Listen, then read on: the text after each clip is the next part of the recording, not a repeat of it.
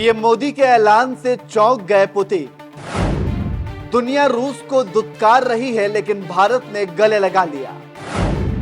रूस के लिए भारत ने बड़ा ऐलान किया। व्लादिवोस्तोक में सैटेलाइट सिटी बसाएगा भारत। नमस्कार, मैं नियाज खान और आप देख रहे हैं एनएमएफ न्यूज। रूस और भारत के बीच दोस्ती को दुनिया जानती है, लेकिन आजकल रूस यूक्रेन युद्ध के बाद दुनिया ने भारत रूस की दोस्ती को देखना चाहा, जिसमें भारत ने लगातार रूस का साथ दिया।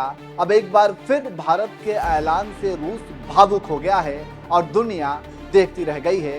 देखिए ये रिपोर्ट।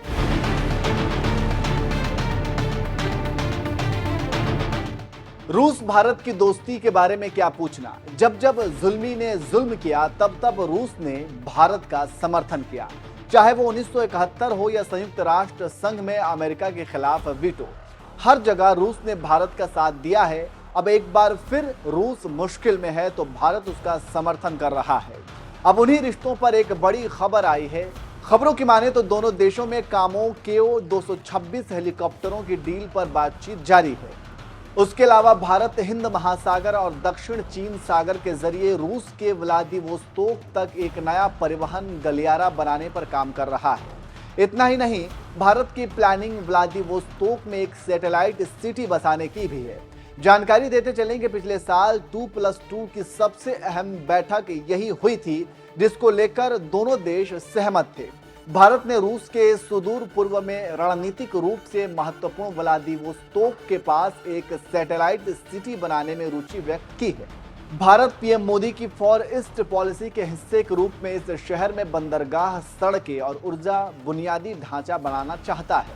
रूस भी व्लादिवोस्तोक में भारत की उपस्थिति पर उत्सुक है। रूस के व्लादिवोस्तोक पर चीन भी दावा करता है।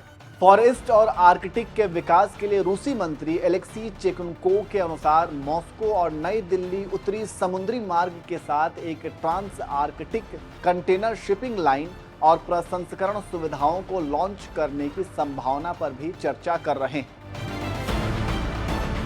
जानकारी देते चले कि चेकनकोव ने मार्च में भारत की यात्रा के दौरान इन योजनाओं पर चर्चा भी की थी। इस दौरान उनकी भारतीय बंदरगाह, नौवहन और जलमार्ग मंत्री सर्बानंद सोनोवाल से मुलाकात भी हुई थी।